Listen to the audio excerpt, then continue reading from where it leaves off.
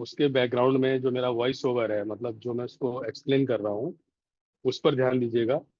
जरूरी नहीं कि आप नोट्स लें, आप पॉइंट्स नोट कर सकते हैं, लेकिन हर डिटेल जो आपको ठीक लगे वो आप नोट्स भी कर सकते हैं। तो कुछ बेसिक फंडामेंटल्स हैं बिजनेस में जो हमें हमेशा याद रखने चाहिए कि इनके अलावा कोई तरीका नहीं है। और दूसरा, एक जो मेरी अंडरस्टैंडिंग है, जिस पास्ट कंपनी में मैं पहले था, तो वहां पे मैंने एक बहुत अच्छी चीज सीखी थी। जैसे अभी थोड़ी देर पहले मैंने बताया कि लोग अपनी फेलियर के लिए हमेशा बाहरी चीजों को ब्लेम करते हैं, अपलाइन को दोष देना, सब चीजों का।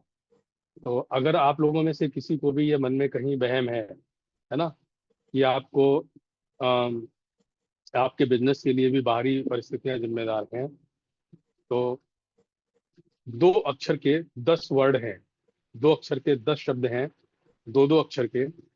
और वो ऐसा फॉर्मुलेशन है, वो एक ऐसा एक प्रिंसिपल है।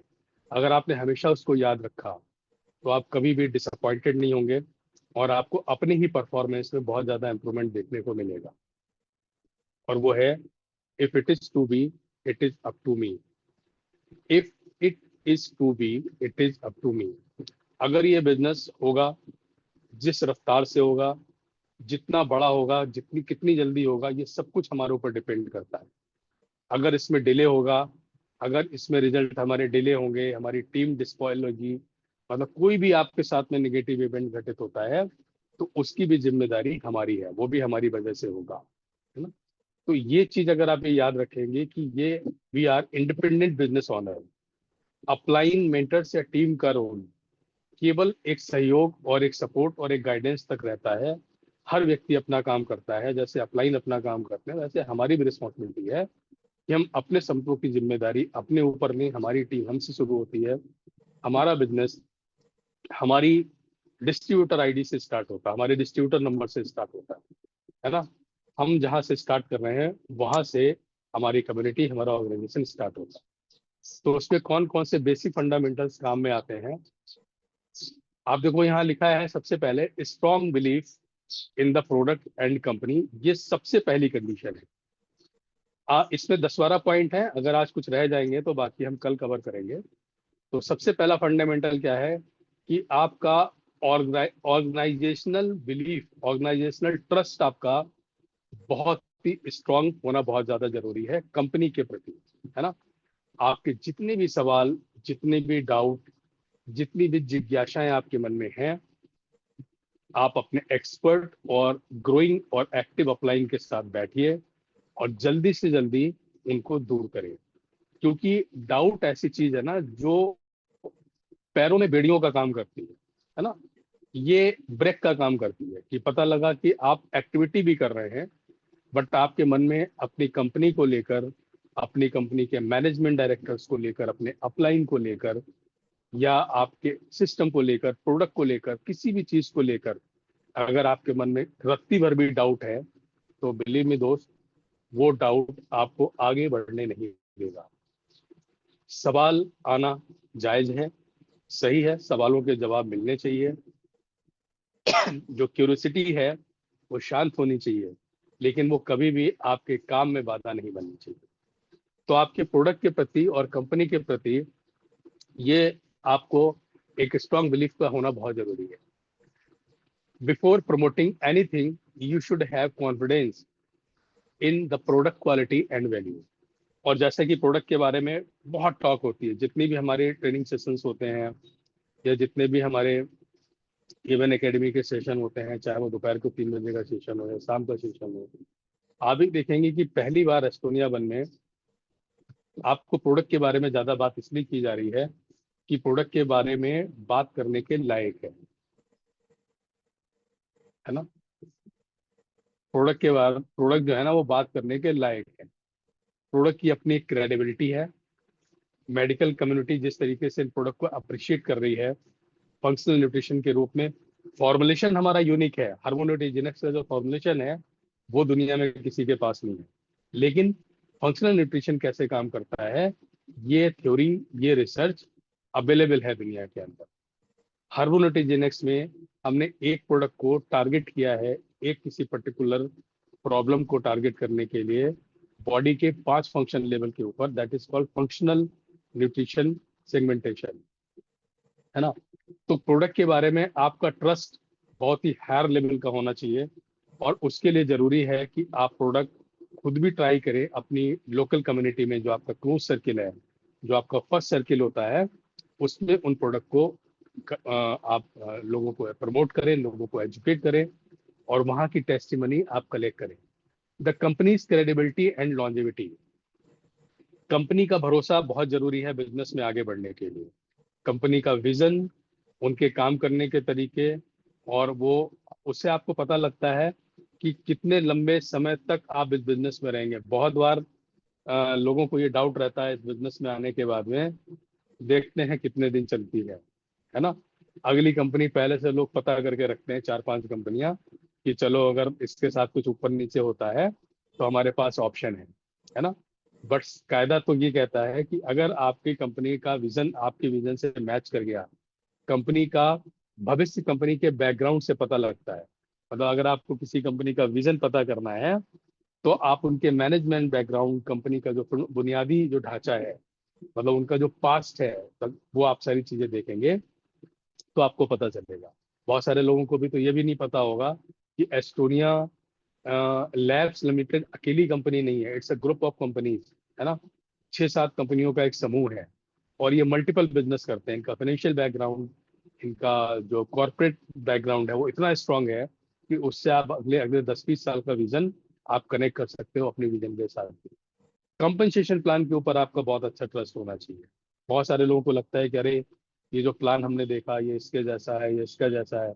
मैंने देखा है कि बहुत सारे अलग अलग कंपनियों से जब हमारे साथ में लोग आते हैं, तो वो बार बार कहते हैं, तो मुझे भी कई बार लगने लगता है कि हाँ, लगता है हमारा प्लान दूसरी कंपनियों के जैसा है। लेकिन जब वो यहाँ पे उसको बार बार उसके बारे में सवाल होते हैं, सवाल जवाब होते हैं, कैलकुलेशन समझते हैं, तो पता लगता है कि ये एस्टोनिया वन का जो अनलिमिटेड डेप्थ का जनरेशन प्लान हम जिसे बोलते हैं, वो अपने आप में यूनिक है। 2 टीम के अंदर होने वाले वॉल्यूम के ऊपर आपको एक अनलिमिटेड जनरेशन का इनकम प्लान देखने को मिलता है। ये आपको, आपका ट्रस्ट इस चीज के ऊपर बहुत ज्यादा स्ट्रांग होना चाहिए। कंपनीज विजन और लीडरशिप की हमने बात की, और नीचे लिखा है, if you don't genuinely believe in what you are offering, prospect will sense it. अगर आपको अपने प्रोडक्ट पर, अपने बिजनेस पे भरोसा नहीं है, तो आपका प्रोस्पेक्ट आपकी इस भावना को सूंघ लेता है ना, समझ नहीं लेता। उसके सेंसेस इतने गहरे होते हैं, हमारे सेंसेस बहुत गहरे होते हैं, है ना। तो आपका, कहते हैं कि आपका, जब आप किसी को प्लान दे रहे हो, जब आप किसी को इंफॉर्मेशन शेयर कर रहे हो, तो आपके आंखों से आग और मुंह से धुआं निकलना चाहिए, है ना। इट मीन्स कि आपकी इंफॉर्मेशन भले ही इतनी हो, बट आपका कन्विक्शन लेवल बहुत हाई होना हो, कि अपने प्रोडक्ट के प्रति, और अपने बिजनेस प्लान के प्रति, और अपनी कंपनी के प्रति। क्योंकि प्रोस्पेक्ट आपके इसको सेंस करते हैं, इसको महसूस करते हैं अपनी इंद्रियों से, है ना।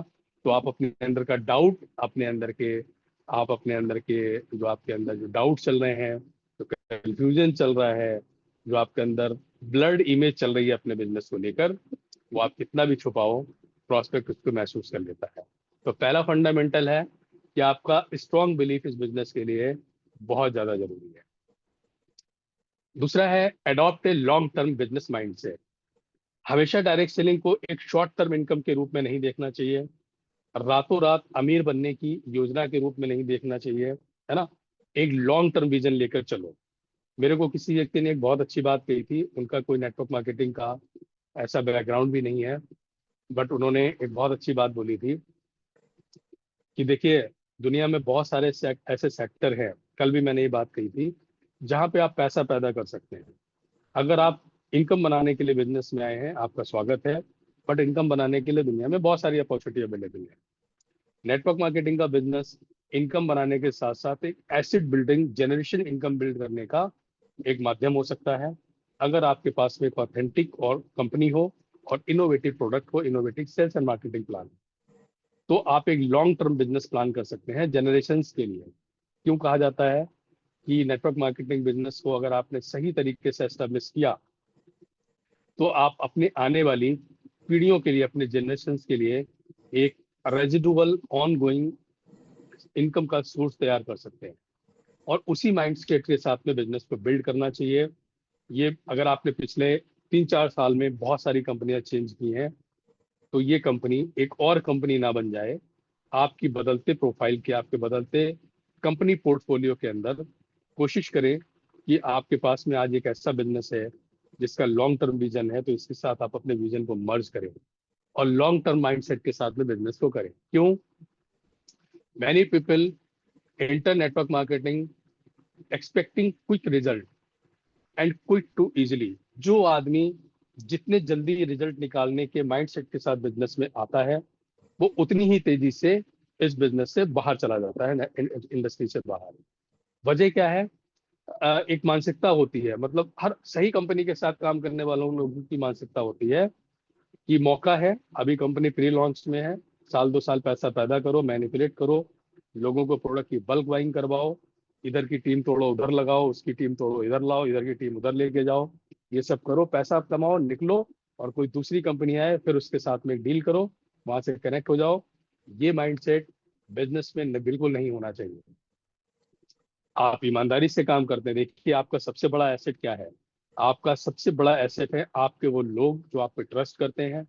आपका सबसे बड़ा एसेट है वो लोग जो आपको एडमायर करते हैं, आपके कैरेक्टर को, आपकी टॉक को, आपके एक्शंस को एडमायर करते हैं, जिनको ये पता है कि उनको इस्तेमाल नहीं किया जा रहा। अगर आपके पास में एक ऐसी टीम है, तो और आपके पास में एक ऐसी कंपनी है जिसका लॉन्ग टर्म विजन है, तो इससे एक बहुत बड़ा लॉन्ग टर्म एसेट बनाया जा सकता है। और नेटवर्क मार्केटिंग बिजनेस का आनंद तभी है कि जब आपका बिजनेस ऑटोमेशन मोड में चल रहा हो, एक निश्चित समय के बाद, एक सिस्टम से कनेक्ट होने के बाद में, जब आपकी टीम में लीडरशिप डेवलप होती है, तो आपके पास में एक बहुत ही स्ट्रांग बिजनेस होता है। Treat it like a business, not a lottery ticket. इस बिजनेस को बिजनेस की तरह ट्रीट करें, किसी लॉटरी टिकट की तरह ट्रीट ना करें। ये बिजनेस एक मैराथन है, not a sprint race. Sprint race में क्या होता है कि 100 मीटर की या 500 मीटर की दौड़ होती है, और जो सबसे पहले वादा पार कर सबसे पहले मंजिल तक पहुंचता है वो पहले नंबर पर आता है, फिर दूसरे नंबर पे, फिर तीसरे नंबर पर, और बाकी लोगों को फेलियर माना जाता है। मैराथन में हर वो आदमी विनर होता है जो अपनी रेस पूरी करता है। तो ये बिजनेस मैराथन की तरह है। अगर आपका टारगेट सीनियर मैनेजर जाने का है, अगर हमारा टारगेट इस बिजनेस में डिप्टी मैनेजर क्वालिफाई करने का है, तो आप कितने समय में पहुंचेंगे ये मैटर नहीं करता। लेकिन अगर आप पहुंचेंगे तो यू आर ए विनर, क्योंकि आपने क्विट नहीं किया, आपने चैलेंजेस को फेस किया, आपने चैलेंजेस को ओवरकम किया, जो बाधाएं आई उनसे सीखा, गिरे फिर उठ के खड़े हुए, फिर गिरे फिर उठ के खड़े हुए, और आप अपनी रेस पूरी की। इसीलिए इस बिजनेस को हमेशा मैराथन की दौड़ कहा जाता है। This is not a sprint race. ये बिजनेस हम एक दिन, 2 दिन, 1 महीने, 2 महीने, 1 साल, 2 साल के लिए नहीं कर रहे हैं। ये बिजनेस हमने पहले भी जनरेशन के लिए सोच के किया था, आज भी जनरेशन के लिए सोच के कर रहे हैं। उसी भावना के साथ बिजनेस करना चाहिए। और स्किल डेवलपमेंट जर्नी को हमेशा फॉलो करें। ये बिजनेस स्किल बेस्ड है, तो स्किल डेवलपमेंट की जो जर्नी है, हमेशा सीखते रहना। भले ही आपकी नॉलेज का लेवल कुछ भी हो, आपके एक्सपीरियंस का लेवल कुछ भी हो, कभी भी अपने आप ये नहीं सोचना चाहिए कि आपको सब कुछ आता है। हो सकता है कि कल एक नई उम्र का लड़का, कोई 25-30 साल का व्यक्ति आपके बिजनेस में आए, और वो बिजनेस में स्किल के मामले में एक ऐसा एग्जाम्पल सेट करे कि आपको भी उसे सीखने को मिले, है ना? कई बार 25-30 सालों के अनुभव के ऊपर एक 6 साल का अनुभव, 26-27 साल के लड़के का अनुभव भी भारी पड़ जाता है। और ऐसे बहुत सारे एग्जाम्पल आपको इस इंडस्ट्री में देखने को मिलेंगे। तो जो स्किल डेवलपमेंट की जर्नी है वो कंटिन्यू होनी चाहिए। Successful leaders often spend years building their organisations. जो सफल बिजनेस लीडर्स हैं वो बरसों लगाते हैं एक सफल ऑर्गेनाइजेशन को बिल्ड करने में। Adopt a long term vision, business mindset, ये एक सेकेंड आपका फंडामेंटल है बिजनेस के लिए, जो बहुत ज्यादा ही जरूरी है। इसके बाद आता है मास्टर द प्रोस्पेक्टिंग। ये बहुत इंपॉर्टेंट स्किल है और ये मिसिंग है। कई बार हम लोगों से सुनते हैं कि अब तो हमारी लिस्ट ही खत्म हो गई, हमारे पास तो लोग ही नहीं बचे, है ना? और उनकी टॉक सुन के कई बार ये सरप्राइज होता है, क्या हुआ, दुनिया खत्म हो गई, भूकंप आ गया, क्या हो गया, सब सिमट गया, कि हम ही हम बचे हैं धरती के ऊपर, है ना? तो प्रोस्पेक्टिंग स्किल, ये देखिए तीसरे नंबर का फंडामेंटल है, लेकिन मैं मानता हूं कि कई बार बहुत सारे डाउट और बहुत सारे डिसअपॉइंटमेंट, बहुत सारी परेशानियां, बहुत सारी तकलीफें, जो आपका बिजनेस स्टक हो जाता है, उसके पीछे कहीं ना कहीं ये स्किल जिम्मेदार मानी जाती है। तो आप अपनी चेक लिस्ट में खुद अपने आप को चेक करें कि ये जो प्रोस्पेक्टिंग की स्किल है, ये प्रोस्पेक्टिंग की समस्या है, वो कहीं आपके बिजनेस में एक बहुत बड़ी समस्या तो नहीं है। क्योंकि जब आपके पास में लिमिटेड लोग होते हैं, जब आपके पास में इतने लोगों की संख्या होती है जिनको आप उंगलियों पे गिन सकते हो, तो आपका चुनाव फिर बड़ा सिक्योर्ड हो जाता है। You feel scared. हम लोग ना अपने आप को बड़ा अनसेफ फील करते हैं। हमें लगता है कि ये जो 15-16 लोग हैं, अगर ये भी खर्च हो गए, इन्होंने भी मना कर दिया, तो फिर क्या होगा? फिर हम बिजनेस कहाँ से करेंगे? है ना? तो बड़ा संभाल संभाल के खर्च करते हैं अपने रॉ मटेरियल को। इतना संभाल के खर्च करते हैं कि लोगों के सामने बेगर्स बन जाते हैं। एटीट्यूड हो जाता है लेने वाला। जब आपके पास में बहुत कम संख्या में लोग होते हैं, तो आपका माइंड सेट बहुत ही, मतलब कैसा बोलेंगे, ऐसा होगा कि यार कोई भड़क ना जाए, और कोई, मतलब वो हावी हो जाते हैं सारे लोग आपके ऊपर। बट आप सोच के देखिए, अगर आपके पास में एक ऐसी स्किल है जिससे आपके पास कभी लोगों की कमी नहीं है, आपको रेफरल लीड के ऊपर काम करना आता है, आपको सोशल मीडिया से लीड जनरेट करना आता है, आपको लोगों से भीड़ के अंदर बात करके लोगों से नंबर एक्सचेंज करना आ गया, आपने वो सारी स्किल सीख ली कि आपके पास लिस्ट की कोई कमी नहीं है, हर तरफ आपके लोग ही लोग हैं। उसके बाद आपका एटीट्यूड हमेशा गिविंग एटीट्यूड होगा। आपका हाथ ऐसे रहेगा देने की मुद्रा में, और आप डिसाइड करोगे कि किस आदमी को ये बिजनेस बताना है, कौन आदमी आपके बिजनेस में एक एक्टिव एसोसिएट बनने के लायक है, और किसको आपने केवल रिजेक्ट करना है और एक फ्रेंड के रूप में उसको नरिश करना है, या किसको थोड़ा सा स्पेस देना है ना? आप सोच के देखिए, जो कंपनियों में एचआर डिपार्टमेंट होते हैं वो कैसे काम करते हैं। वो वो भीड़ में से कुछ सिलेक्टेड लोगों को, सही एम्प्लॉइज को अपने ऑर्गेनाइजेशन के लिए सिलेक्ट करते हैं। तो हम और आप भी तो अपना जो ऑर्गेनाइजेशन बना रहे हैं, हम चाहते हैं कि हमारे पास में एक ऐसी टीम हो जिसके अंदर टीचेबिलिटी हो, वो सीखने को तैयार हो। हमारे पास में एक ऐसी टीम हो जो डिसिप्लिन्ड हो। हमारे पास में ऐसी टीम हो जो बिजनेस को लेकर बहुत एम्बिशियस हो। हमारे पास में ऐसी टीम हो जो हमसे ज्यादा सीरियस हो। हमारे पास में ऐसी टीम हो जिनकी प्रेजेंटेशन स्किल्स बहुत अच्छी हो। तो ये डेवलप नहीं किया जा सकता, इसमें कुछ चीजें डेवलप की जाती हैं ट्रेनिंग के माध्यम से, लेकिन अगर किसी के अंदर टीचेबिलिटी नहीं है तो आप कहाँ से उसके अंदर इनपुट डालोगे? अगर आपका लैपटॉप ऑन ही नहीं है, तो आप उसके अंदर सॉफ्टवेयर कहाँ से इंस्टॉल करेंगे? अगर आपकी बैटरी डेड है, तो आप उसके अंदर कुछ भी डाल नहीं सकते। सिमिलरली अपने लिस्ट में से फिल्टर करना कि कौन आदमी डिजर्व करता है नेटवर्क मार्केटिंग बिजनेस के लिए, उसके कुछ अपने पैरामीटर्स हैं। कई बार हमने कई लोगों को प्लान शेयर करते देखा है, वो अपने प्लान की स्टार्टिंग ही इस बात से करते हैं कि here is an there is an eligibility. हर बिजनेस, हर अपॉर्चुनिटी की तरह नेटवर्क मार्केटिंग की भी कुछ एलिजिबिलिटी है। एलिजिबिलिटी क्या है? कि आपका 18 साल का होना चाहिए, पहली एलिजिबिलिटी। एलिजिबिलिटी दो, कि you must be ready to learn, आप सीखने को हमेशा तैयार रहें। एलिजिबिलिटी थ्री, कि आप ओपन माइंडेड हो, है ना, आपका पॉजिटिव मेंटल एटीट्यूड हो। ये एलिजिबिलिटीज है, और कई बार ये बोली नहीं जाती, ये चेक की जाती है अपने प्रोस्पेक्ट के अंदर ड्यूरिंग द कन्वर्सेशन। तो प्रोस्पेक्टिंग स्किल्स को मास्टर करना, prospecting is the life blood, इसको लाइफ ब्लड कहा जाता है बिजनेस के अंदर। Prospecting is the life blood of the business. Daily activity should include, और इसके अंदर डेली एक्टिविटी इन्वॉल्व है। भले ही आप इस बिजनेस को पार्ट टाइम में कर रहे हो, और पार्ट टाइम फुल टाइम जैसी कोई चीज नहीं होती। अगर आपके मन में ऐसा कुछ लगता है, तो आज वो भी अपने मन से निकाल दीजिए। बहुत सारे लोग इस बिजनेस को कहते हैं एनी टाइम बिजनेस, जब मन हुआ तब कर लिया, है ना? इसमें पार्ट टाइम या फुल टाइम जैसा या एनी टाइम बिजनेस जैसी एक्टिविटी नहीं है। एक बहुत सिंपल सा डिसिप्लिन है कि पर डे किया गया छोटा सा काम। अब छोटा सा काम कितना हो सकता है? एक नए व्यक्ति को रोजाना अपनी लिस्ट में ऐड करना, एक व्यक्ति को रोजाना प्लान शेयर करना।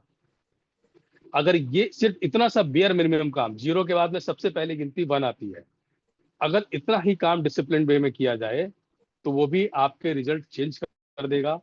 एक और एक दो होते हैं, 2 और 2 4 होते हैं, 4 और 4 8 होते हैं। इतना सिंपल सा गणित है। तो यहाँ पे डिसिप्लिन मैटर करता है।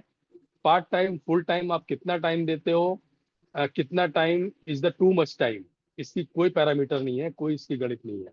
बहुत बार लोग हमसे पूछते हैं समय कितना देना होगा बिजनेस के अंदर, है ना? कोई पैरामीटर नहीं। कम टाइम भी बहुत ज्यादा टाइम हो सकता है और बहुत टाइम भी बहुत टाइम हो सकता है। तो डेली एक्टिविटी, अगर आप प्रोस्पेक्टिंग स्किल में अपनी ये स्किल डेवलप करते हैं, इस फंडामेंटल पे काम करते हैं, इसमें बहुत सारी चीजें आती हैं। Meeting new people, expanding your network, asking for referrals, लोगों से रेफरल्स के बारे में पूछना, using social media effectively, following up consistently, a simple rule: more qualified conversations is equal to more presentations is equal to more enrollment. ये formula याद रखिए, आप नोट कर सकते हैं। जितने आपके पास में ज्यादा से ज्यादा क्वालिफाइड कन्वर्सेशंस होंगे, आपकी बातचीत रोजाना लोगों से हो रही होगी, उतने ही ज्यादा आपकी प्रेजेंटेशन शेड्यूल होगी डेली। आपके पास काम की कमी नहीं होगी, रोज आपके पास प्रेजेंटेशन होंगी। अब भले ही वो प्रेजेंटेशन आप अपनी अपलाइन के हेल्प से कर रहे हो, या आप कर रहे हो, है ना, या आप अपने किसी भी माध्यम से कर रहे हो, is equal to more enrolment, ज्यादा से ज्यादा रिक्रूटमेंट और एनरोलमेंट बढ़ेगी। तो आज हमने जो 3 फंडामेंटल्स की बात की, आई होप कि आपको ये रिकॉल हो रहा होगा। मैंने कोई नई चीज नहीं बताई, बट ये ऐसी स्किल्स हैं जिनको कभी भी नेग्लेक्ट नहीं करना चाहिए, ओवरकम नहीं करना चाहिए। कल हम बात करेंगे बाकी की स्किल्स के बारे में। Building relationship before recruiting, recruit करने से पहले रिलेशनशिप क्यों मैटर करती है। तो कुछ और चीजें हैं, उन पर कल बात होगी आधे घंटे के अंदर। आई होप कि आज का सेशन आपको हेल्प करेगा आपका बिजनेस डेवलप करने के लिए। Thank you so much for your passionate learning, और ऐसे ही सीखते रहिए।